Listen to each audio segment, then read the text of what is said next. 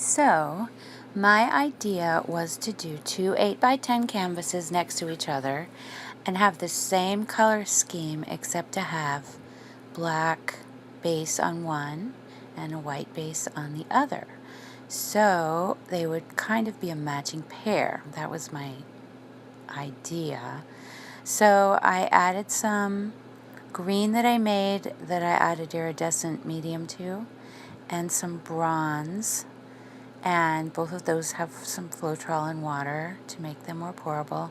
But then I thought that it might get boring, and I probably should have stayed with that idea, but I decided to add a little blue in the white, and as you can see, yellow in the black, and then a tiny bit of white in the black and a tiny bit of black in the white. I thought it might just give it a little more interest. So then I flipped, and I had a feeling that I had too much paint for 8x10s, and I did, but still experimenting with the ratios of how much paint to use. I let them sit there for a minute, and then I pulled them off, and a lot of cells started to pop up at first with that bronze, but I torched it to give it a little help. There were a lot of air bubbles. You can see all the cells there on the left in the bronze. So I started tilting this black one, and at first it was just so much black, and I was hoping color would come through. And I was trying to run off some of the paint, but I didn't run off that much, so there was still a lot in there, on there, and I hope it doesn't crack. This one had even more, and it had some really cool cells there on the bronze. You could see kind of a lacing, kind of a just delicate division between those cells, but I moved it around and pretty much lost all that, trying to get some of that paint off of there. So that was too bad. I had to sacrifice a lot of that, and it ended up a lot of bronze anyway. So I kept moving that around, trying to get more blue. And I think I ended up moving it too much, but I don't know. Maybe I would have had to move it even more if I would have had less paint. So it's a trade-off.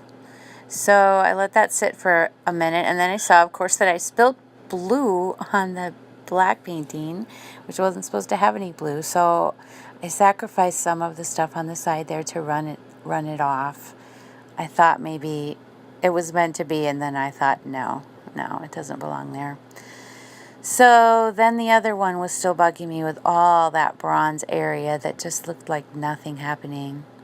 So I kept tilting it to get more of the blue and the white, and I liked how that black ran through the white over the blue, kind of in a marbling looking thing, and I had some lumps in there I was getting rid of, and I still kept messing with it, and I probably should have, I don't know what I should have done, but it turned out okay.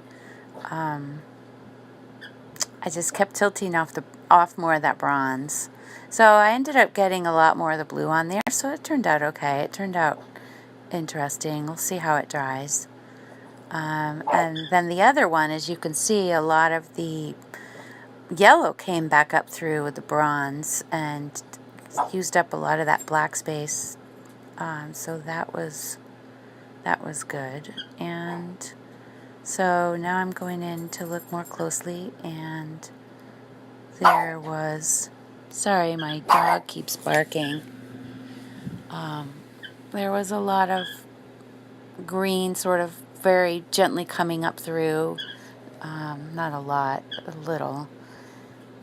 It has a nice sort of non-cell wavy look. Now this one has a lot of cells. This is kind of like some kind of, I don't know, crab claw in space or something. It's kind of cool. I like it. I like when strange things appear. And a lot of color. You can kind of see the green over there on the upper left. And then a lot of tiny cells up at the top, which I thought looked kind of cool. And so they obviously don't go together as any kind of matching set, but that's okay. They're just two separate paintings. And I hope you enjoyed seeing these. Please like or subscribe if you're so inclined.